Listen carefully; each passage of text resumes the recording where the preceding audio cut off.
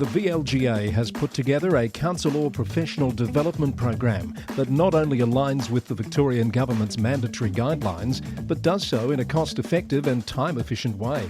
The series of learning intensives planned for later in the year allow councils to partner with their neighbouring councils to deliver core training.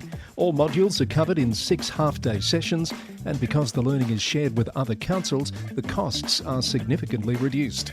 The VLGA also offers bespoke training and can customise a program that responds directly to the unique professional development needs of your council. No matter your preferred method of delivery, the VLGA Councillor Professional Development Program will increase councillor confidence and competence. To find out more, email vlga@vlga.org.au.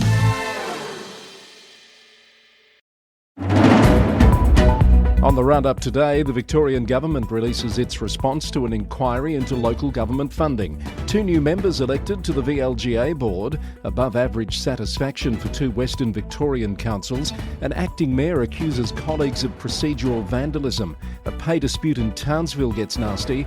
A councillor's call for complainants to pay costs of unsuccessful actions. And a report exposes a dysfunctional and psychologically unsafe council. Hello, I'm Chris Eddy. It's Monday the 23rd of June and this is the Local Government News Roundup.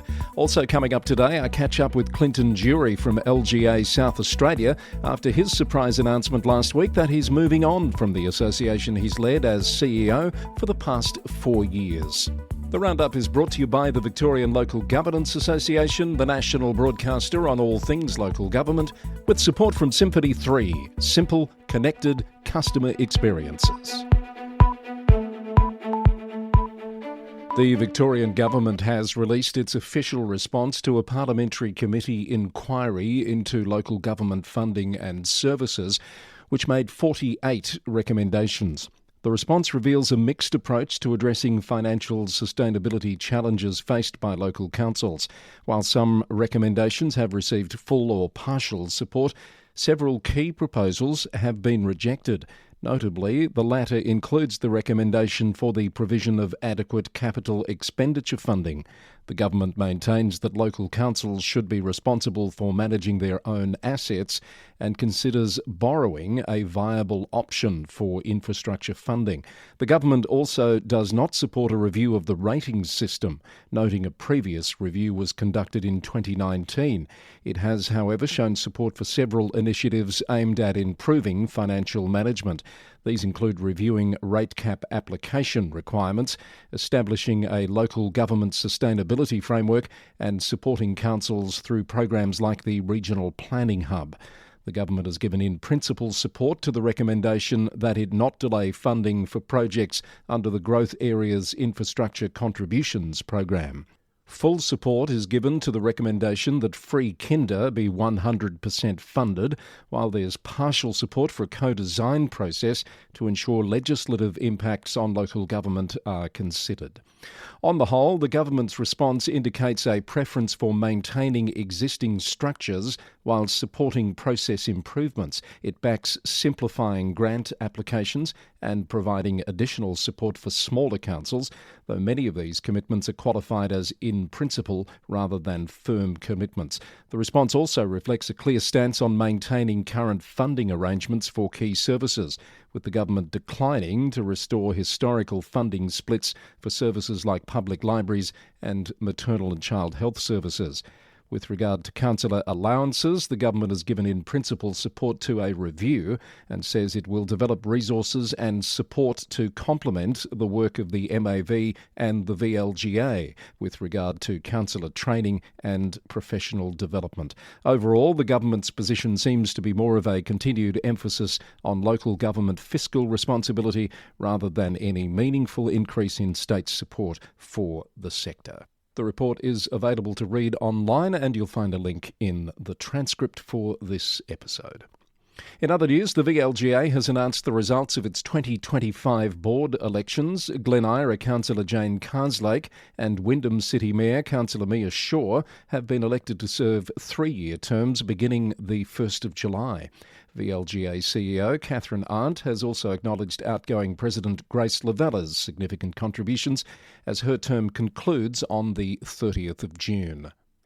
2 Western Victorian councils have announced above-average performance in the latest Community Satisfaction Survey results. West Wimmera Shire Council says its Performance Index score of 60 is 6 points higher than the small rural council average and 7 points up on the statewide average. It marks the 5th consecutive year of overall performance above 58 points, with its customer service the strongest performing core area. And Ararat Rural City Council says its performance has scored above the statewide average across every performance measure. CEO Dr Tom Harrison said the encouraging results confirm the council is on the right track. The Victorian Government has approved a new development plan for Shepparton's southeast that will create a new suburb with over 2,900 new homes and more than 7,000 future residents. The precinct, developed in partnership with Greater Shepparton City Council, is expected to create 275 local jobs. The government says the decision is part of its broader strategy to deliver more homes in growing regional communities while protecting farmland and maintaining regional character. Campaspe Shire Council has endorsed a zero-tolerance policy aimed at creating a safe and respectful environment for all council employees, contractors, volunteers and councillors. The policy establishes clear standards for acceptable behaviour from community members and visitors and sets out steps to be taken when responding to unreasonable or unacceptable behaviour. Bass Coast Shire Council has decided to continue fireworks displays for Christmas and New Year's celebrations for another 3 years, following a comprehensive review that gathered feedback from over 2,300 people. While alternative options like laser displays and drone shows were considered, traditional fireworks will continue due to strong community support and the practical challenges of alternatives, despite some concerns about environmental impact. And the City of Ballarat has proposed new permanent regulations for Lake Wendouree to prevent safety incidents like people getting stuck in mud, according to the Ballarat News. The changes include a 5-knot speed limit for motorised boats and restrictions based on water levels. The rules also formalise rowing course usage times and require other boats to give way during certain periods. They've been open for public consultation for the past 4 weeks. More Victorian news briefs. Former Greater Bendigo Mayor Margaret O'Rourke has been appointed the new chair of the Regional Development Advisory Committee. Ms O'Rourke will work alongside 9 regional partnership chairs to drive economic growth and represent regional voices across Victoria. Swan Hill Rural City Council is conducting a municipal-wide speed zone review and seeking community feedback on proposed safety changes across multiple areas, with submissions closing on the 7th of July. And the TAC Local Government Grant Program has opened, and councils are invited to apply with projects to improve road safety for pedestrians and cyclists. Funding options range from $30,000 to $100,000 for initiatives including infrastructure, analysis, strategy development and variable message signs. This is the Roundup for Monday the 23rd of June 2025, episode number 467. I hope we find you well on this wintry Monday morn, and those of you heading to Canberra, I hope you've packed your winter woolies. Someone who is heading to Canberra is Clinton Jury, the outgoing CEO of the LGA of South Australia, and he joins me a little later in today's episode for a Roundup Extra. Let's get straight into our New South Wales report now, and Bathurst Regional Council's acting Mayor Ben Fry has called an extraordinary meeting this week to address a rescission motion filed by 3 councillors. They're attempting to overturn a recent decision to establish a $10 million internal loan facility from the sewer fund to the general fund. Councillor Fry says the rescission motion is an act of procedural vandalism rather than legitimate oversight, as no new material information has emerged since the original decision. The internal loan facility, recommended by the Office of Local Government and compliant with relevant legislation, is intended as a contingency measure to provide a cost-free safety margin while the council addresses its structural deficit. The extraordinary meeting will be held tomorrow, Tuesday.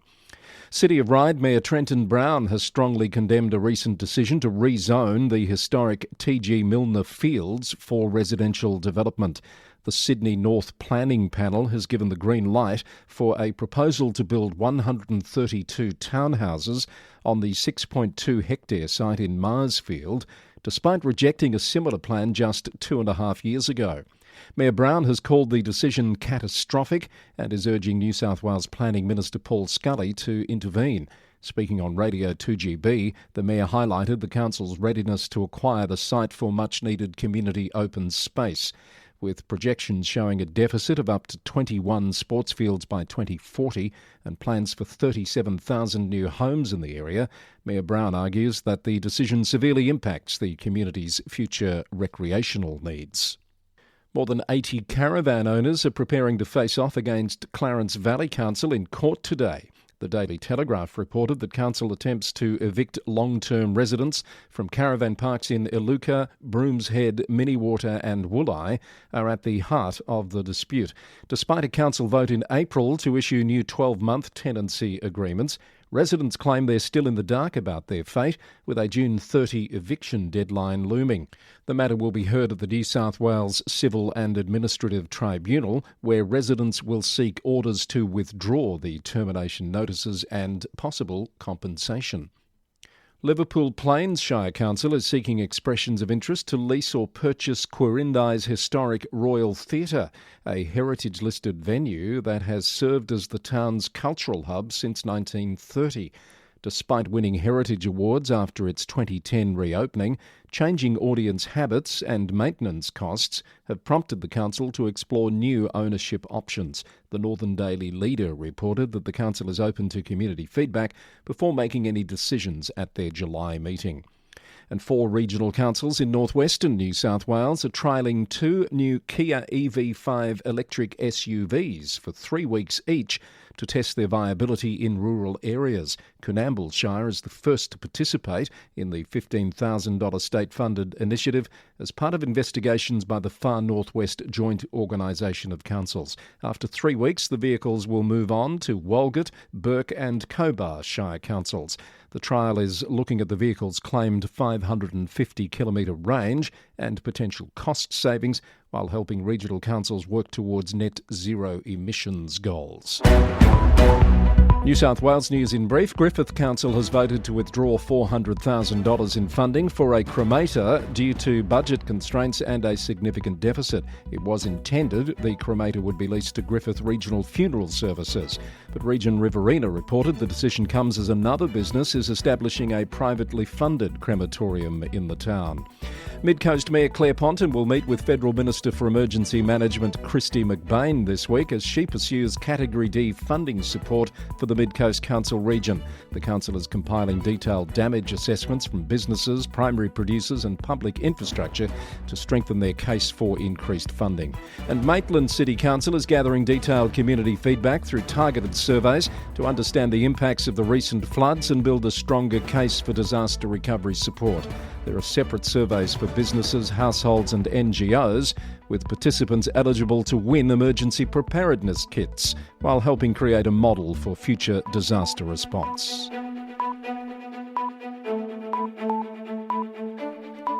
Well, a local government convoy has been on its way to Canberra for the ALGA's 31st National General Assembly. It's set to welcome a record 1,300 local government leaders this week.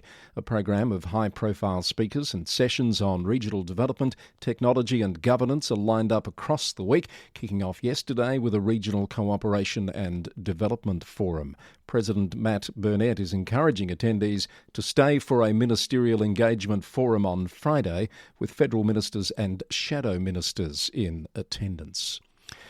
Let's head into Queensland for some news now. And Brisbane City Council has responded to a disturbing assault on one of their bus drivers at Southbank on Friday, implementing comprehensive safety measures and offering support to the affected driver.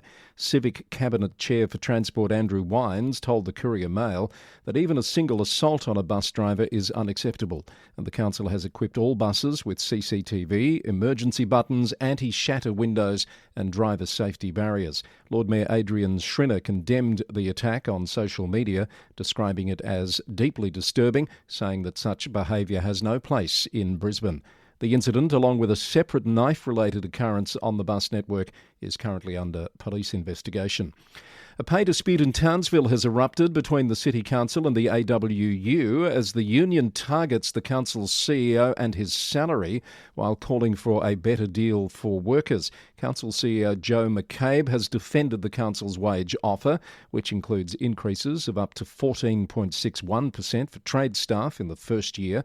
The total package, worth $21.78 million over 3 years, also offers field staff a 7.66% rise, with all workers receiving additional 3% increases in years 2 and 3. The Australian Workers' Union has initiated industrial action, pushing for a 20% pay rise and calling for funds to be redirected from senior executive salaries to frontline workers. The council maintains its offer is both fair and financially sustainable. Banana Shire Mayor Nev Ferrier has condemned the disgraceful and illegal dumping of up to 200 truck tyres in Queensland's Isla Gorge National Park, discovered during a bushfire last October. Local authorities are conducting a joint investigation and have to bring in a specialist contractor with a 130-tonne crane to remove the tyres. In Tasmania, a Burnie City Councillor has proposed reforms to make complainants pay for the costs of dismissed Code of Conduct complaints instead of ratepayers. The call comes after a complaint against Councillor Amina Keegan was found to be without merit. The Advocate reported that councils across Tasmania are spending significant amounts of ratepayer money on complaint investigations, with Burnie City Council alone spending over $11,000 in the past 2 years on such matters. Andrew Van Rooyen has been elected to the Central Coast Council in Tasmania through a recount to replace Casey Hiskett. His election continues a family tradition as he follows in the footsteps of his uncle Tony Van Rooyen, who previously served on the council. The new councillor has a business and finance background and told The Advocate he intends to help the council keep doing a great job with community consultation. And Launceston City Council has approved a 5.2% rate increase in its $150 million budget, down from the initially proposed 6.7% increase after community feedback about cost of living concerns. The Mercury reported that the budget includes $34 million for capital works, with major projects focusing on the Princess Theatre and CBD improvements, though the reduced rate increase means the council will operate at a deficit. Some South Australian news for you. A damning report has found Burnside Council to be dysfunctional and psychologically unsafe. The Advertiser reported that the report found the council is characterised by widespread division, verbal abuse and personal animosity, particularly directed towards Mayor Anne Monceau by a small group of elected members. The report's findings, which were made public after a council vote last week, recommended 10 urgent actions, including limiting face-to-face interactions, outsourcing code of conduct complaints and giving greater governance powers to the mayor to address the toxic culture and ensure the safety of council members and staff. Adelaide Hills Council has unanimously approved an $80,000 funding package to support the Tour Down Under cycling event next year in the region, which will cover road maintenance, traffic management and other logistical needs. Power FM reported that the decision was driven by the event's significant economic benefits and international exposure for the Hills region, though there is some uncertainty regarding future sponsorship as the current naming partner, Santos, is facing a sale to investors. And controversy continues to swirl around the town of Port Hedland Council in Western Australia. It's voted to hold an extraordinary election in August against officer recommendations and the advice of the Electoral Commission. The decision was made at an extraordinary meeting on Thursday and after Mayor Peter Carter issued a statement on Wednesday addressing the community about the council vacancies and the Electoral Commission's advice. Ordinary elections are scheduled for the 18th of October, at which 7 out of 9 positions would have been available for election, with 2 councillors' terms to continue. The Electoral Commission has recommended consolidating all vacancy elections to the October date to maximise voter participation and cost effectiveness, rather than holding separate extraordinary elections. The North West Telegraph reported that while the council voted to hold an extraordinary election on the 23rd of August, funding to run the elections independently has not been identified. That will be considered at the next ordinary council meeting scheduled for this Wednesday. In his statement earlier in the week, Mayor Carter highlighted issues with voter participation, noting the level of 23.8% at the previous election was well below the state average of 31.6%. Some more news briefs. Moreton Bay Mayor Peter Flannery has met with the Queensland Premier and Cabinet, which was in the city last week. Mayor Flannery addressed the group about critical infrastructure and services needed for the growing city, including priorities such as the polycentric city vision, the Bruce Highway Western Alternative and preserving natural green space. Vandalism costs have escalated to over $40,000 this year in Northern Midlands Council in Tasmania, with the latest incident in Valentine's Park in Campbelltown. Mayor Mary Knowles, OAM, told the Examiner that the vandalism was causing distress in the community and was an inconvenience to everybody. The council has shared CCTV surveillance footage with police for their investigation. And the City of Darwin is seeking community feedback on its Draft Place and Livability Plan 2050, a comprehensive vision aimed at creating a more livable, sustainable and connected city. The plan is accompanied by an innovative interactive livability platform, a digital tool co-designed with the community. You're listening to the Local Government News Roundup, your one-stop shop for news from across Australia and beyond from the local government sector. And hang around after the Global Report. My special guest is Clinton Jury, the outgoing CEO of LGA South Australia, who spent a bit of time chatting to me about his decision and what might be next for him in his career path. Hang around for that in a Roundup Extra coming up very shortly. But first, some news from other parts of the world. Local authorities across the UK have experienced a dramatic 388% increase in cyber data breaches over the past 3 years, with metropolitan councils reporting over 12,700 breaches and paying more than £260,000 in compensation claims. Sheffield City Council reported the highest number of security incidents at 1,512. The figures come from an examination by Data Breach Claims UK and have been reported in an article from securitybrief.co.uk.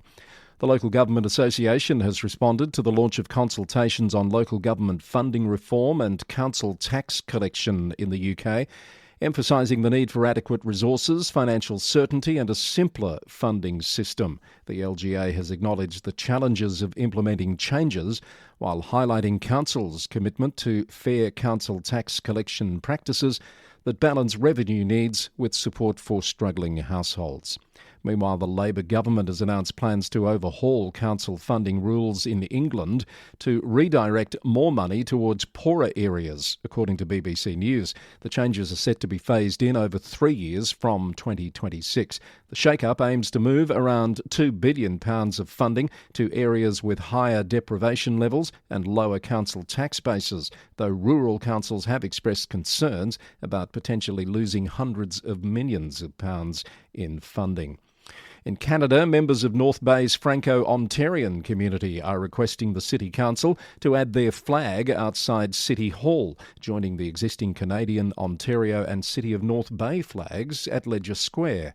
The request coincides with the 50th anniversary of the Franco-Ontarian flag, representing 400 years of French-speaking history in Ontario and the rights of approximately 8,000 French-speaking residents in North Bay.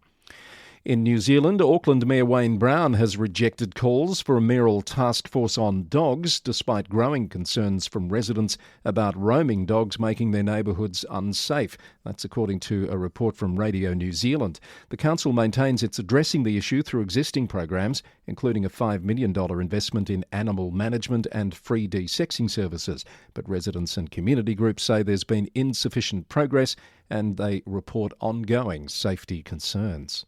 And Tesla is reportedly launching its robo-taxi service in Austin, Texas today, with driverless Model Y vehicles carrying passengers for a flat fee of $4.20, though the service includes safety monitors in the front passenger seats. Reuters reported that the launch comes amid new state regulations requiring permits for autonomous vehicles and various safety restrictions. Texas Governor Greg Abbott signed legislation on Friday, clearing the way for the significant milestone for Tesla and perhaps the future of transport on city streets across the globe. Clinton Jury dropped a surprise announcement last week when he told the sector he's moving on from LGA South Australia after 4 years, and I thought, it's about time we meet, Clinton, because we haven't met and we haven't chatted. So welcome to the Roundup, finally, Clinton Jury. Thank you very much for having me. It's great to finally meet you and great to be talking. Indeed. So a big decision you've made. What's led to that? Oh, look, it had conversations with our board to sort of let them know that I probably wouldn't be going beyond or sort of looking to extend beyond my contract. And that sort of led to sort of some conversations where at the moment we're just about to launch a fantastic new strategic plan. Equally great opportunity to get some fresh leadership and fresh energy. These sorts of roles, as my local government colleagues around the country would attest, are pretty exhausting and they require an awful lot of energy. And I genuinely believe in the sector and I want the sector to have that fresh energy as well. Yeah, and I'll get your thoughts on a few of the pressing issues for the sector before we wrap up.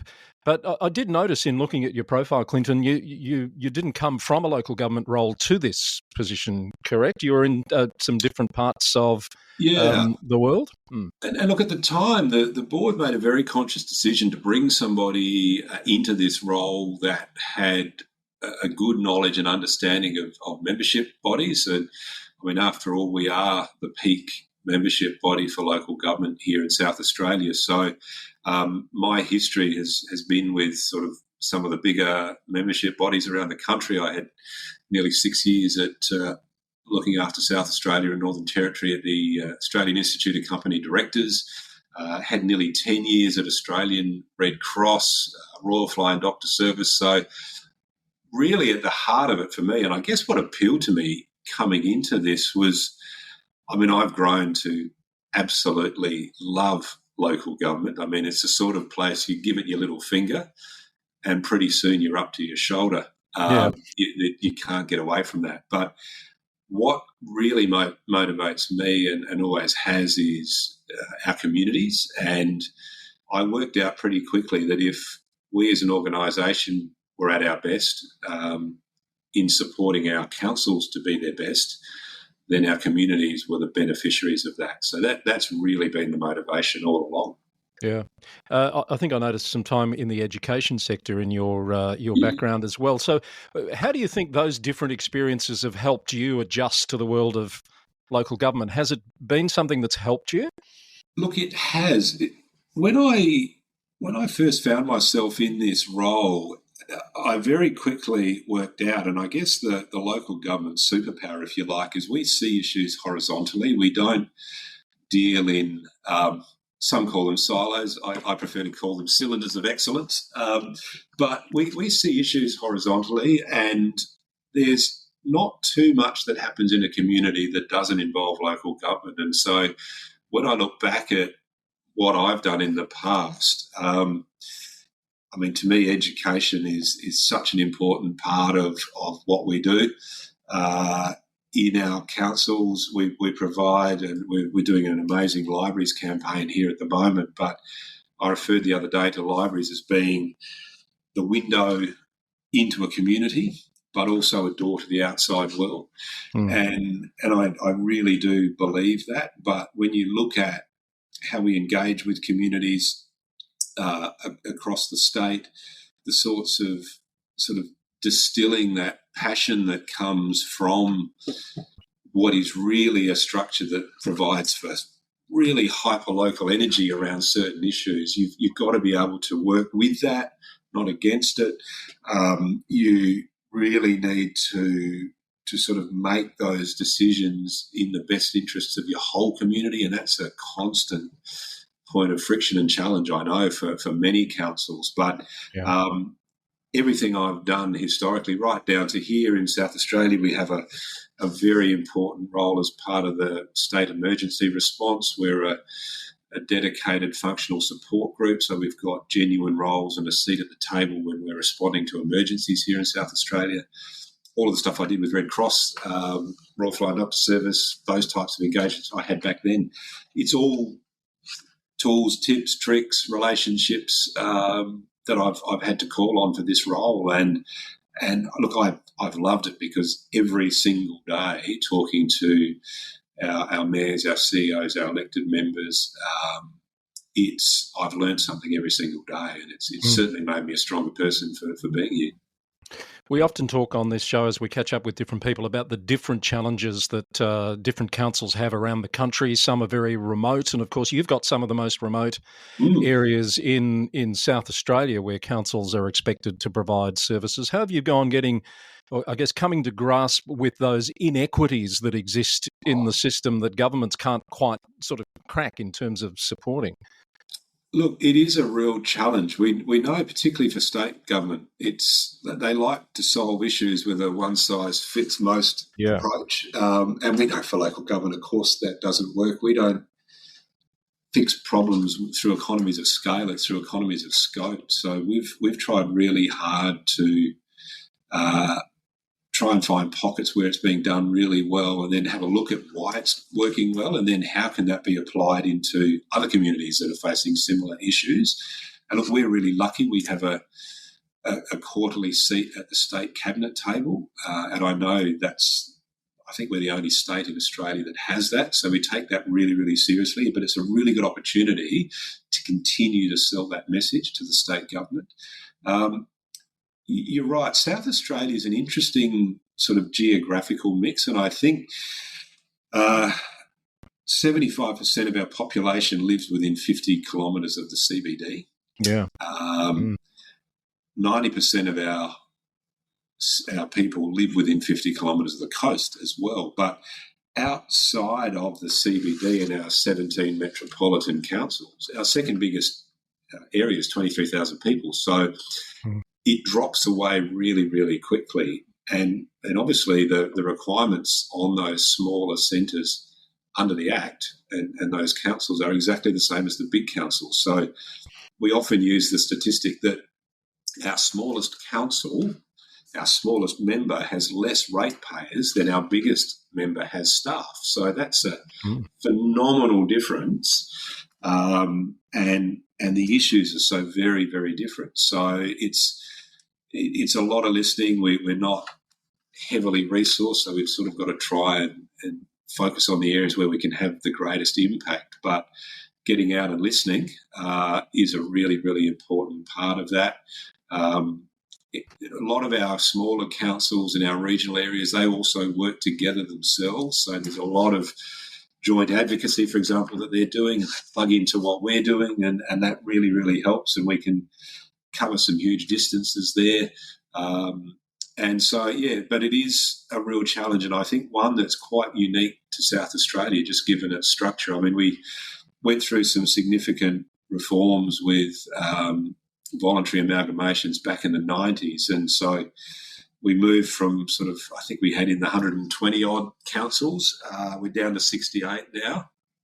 But some of those are very, very remote. So it does provide very unique challenges. Even with those changes that you've described, I noticed the issue of amalgamations of councils in South Australia comes up from time to time. You've had a bit to say on that recently, and I've noticed, Clinton, a bit of thought leadership coming from you at various times on issues like that and on council rates. Where do you think all of this is headed in terms of the sector? Well, look, we're as a member body, we're not against amalgamations. What we're against is forced amalgamations, because there's this prevailing rhetoric in some areas, and it's often peddled by parts of state government or the building lobby that just don't like the fact that they can't work unfettered in our communities and do what they want to do. But coming together as a council is not, and it's often sold as, well, if you did that, you'd halve the costs. It's understanding that where these amalgamations work is where you have a genuine drive from within that community and an understanding from within that community. If we come together with another council, we might not necessarily save money, but what we're going to do is increase the scope of services that our council can deliver to us.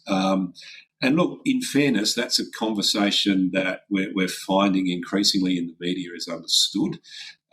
Certainly with our state government colleagues, at the end of the day, they understand that that's genuinely the case. And it's just because two councils are side by side, that's not a reason to bring them together. So we've tried to bring some objectivity to that debate and an understanding. And look, I've spoken to mayors that were around in that period of the 90s when councils came together, and there were meetings and community meetings and meetings of council for 8 or 9 months before that conversation was sort of publicly aired, because it meant you could get all of your ducks lined up in a row and you could have a genuine conversation with your community, and they understood that, okay, it might take 8 or 9 years for the rates to equalise, or this is what the impact of that would look like. So let's do it in a way that people are genuinely understanding of it.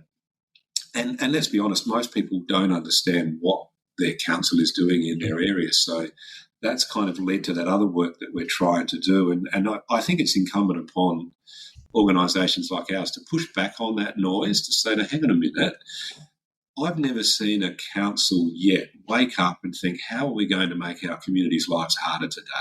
Yeah. It's quite the contrary. They're always looking for ways in which they can deliver more with less, and now more so than ever. I mean, financial sustainability is a huge issue.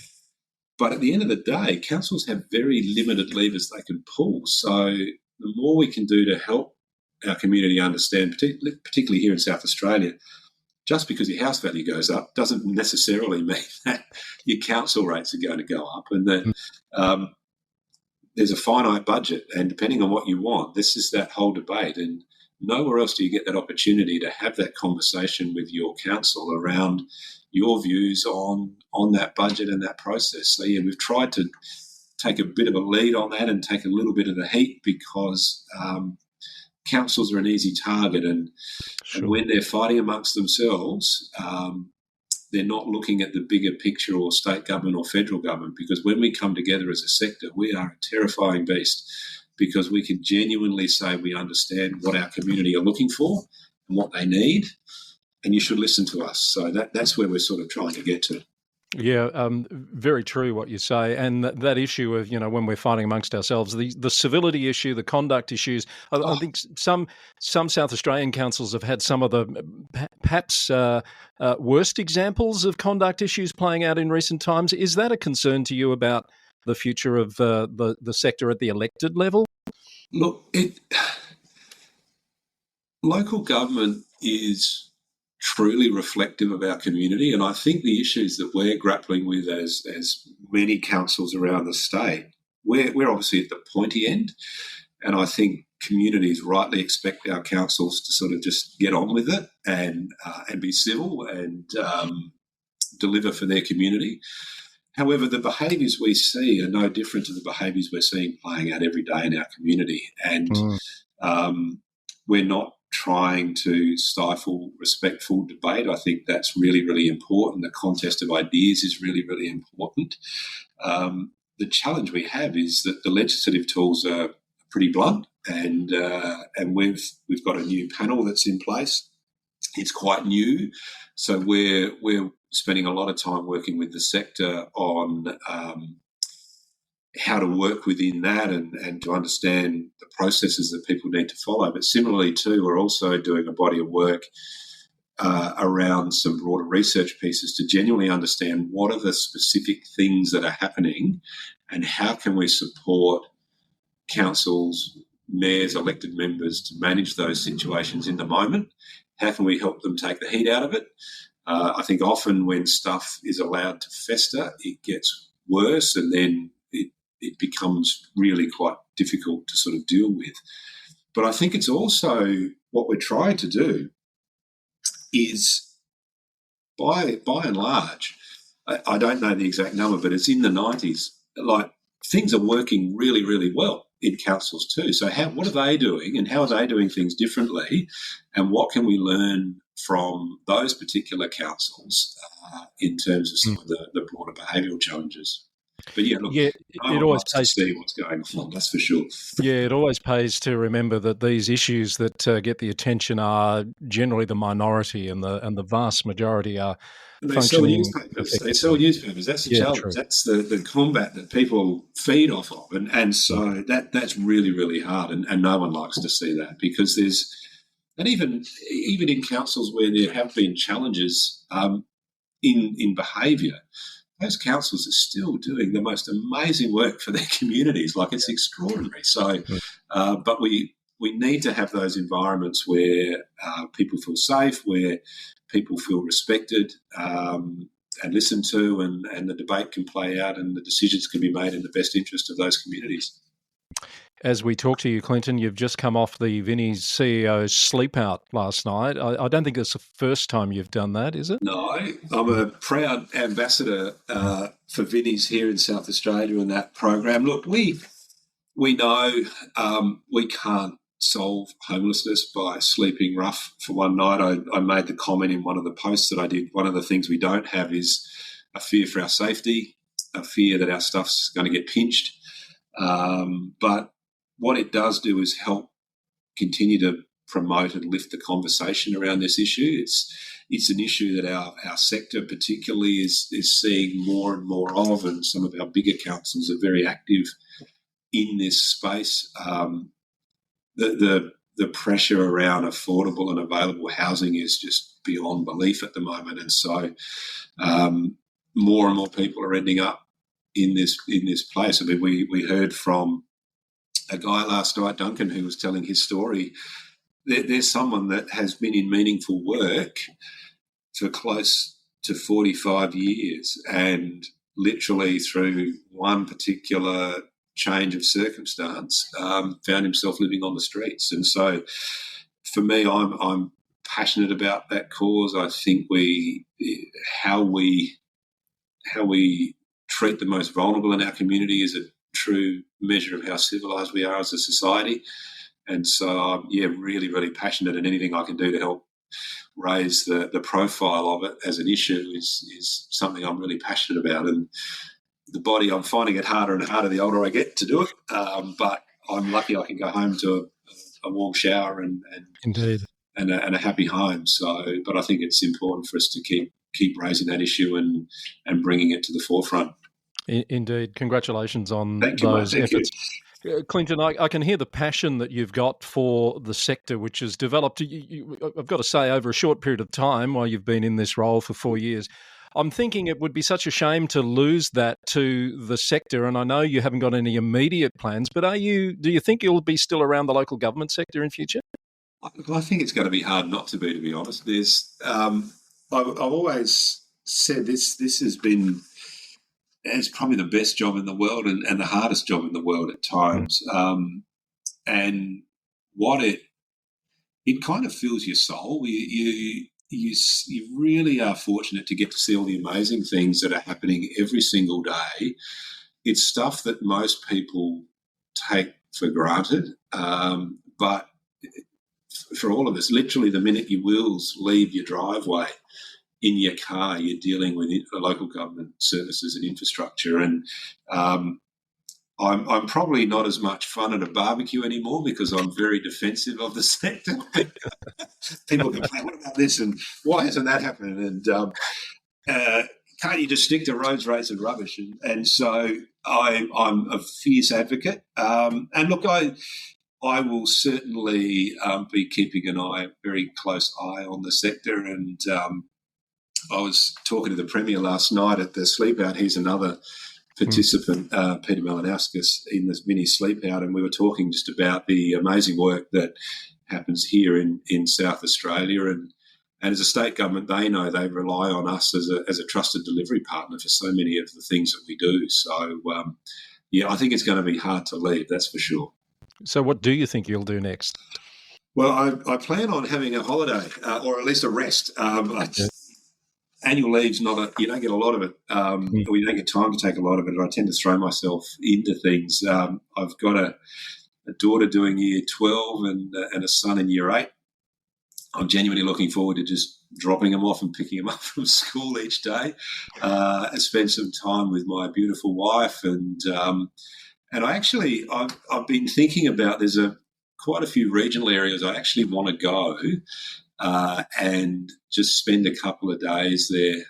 I know it's going to be hard to not go and have a look at the wastewater management system, what's happening there, and all of those sorts of things. But just want to spend time with and in our beautiful state and some of the amazing people I've met, that's for sure.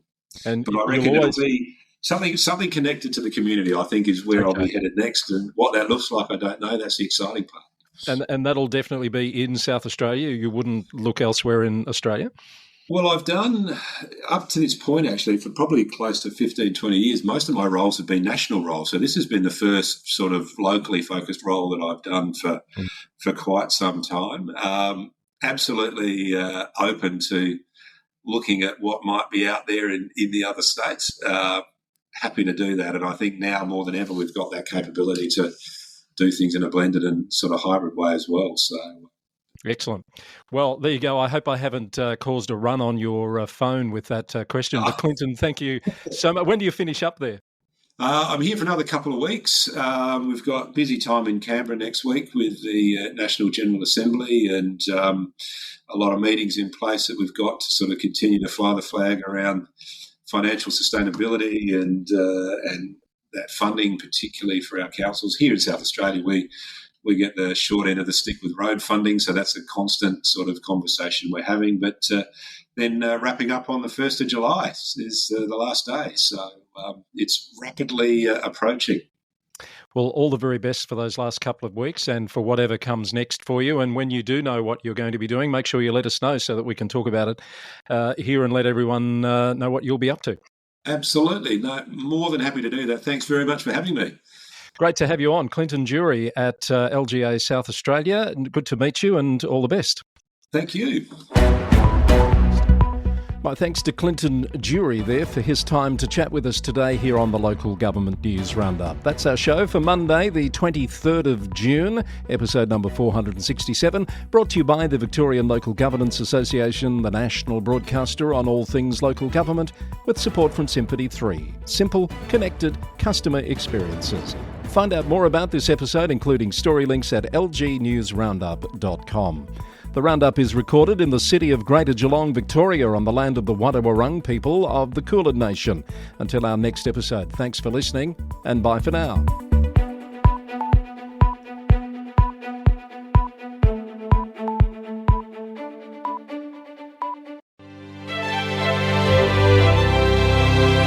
I'm thrilled to welcome Symphony 3 to the Local Government News Roundup family. If you're a local council, you know how challenging it can be to manage data across all your different systems. That's where Symphony 3 comes in. They've developed Smart Glue, a platform that integrates over 55 council systems, automating data flow without the need for manual work. It turns confusion into simplicity. With Smart Glue, councils save time, reduce errors and empower staff to focus on what really matters. Their clients see a real difference, up to 20% boost in productivity, with savings of over $30,000 per integration every year. Symphony 3 helps councils work smarter, faster and more efficiently, all while better supporting the communities they serve.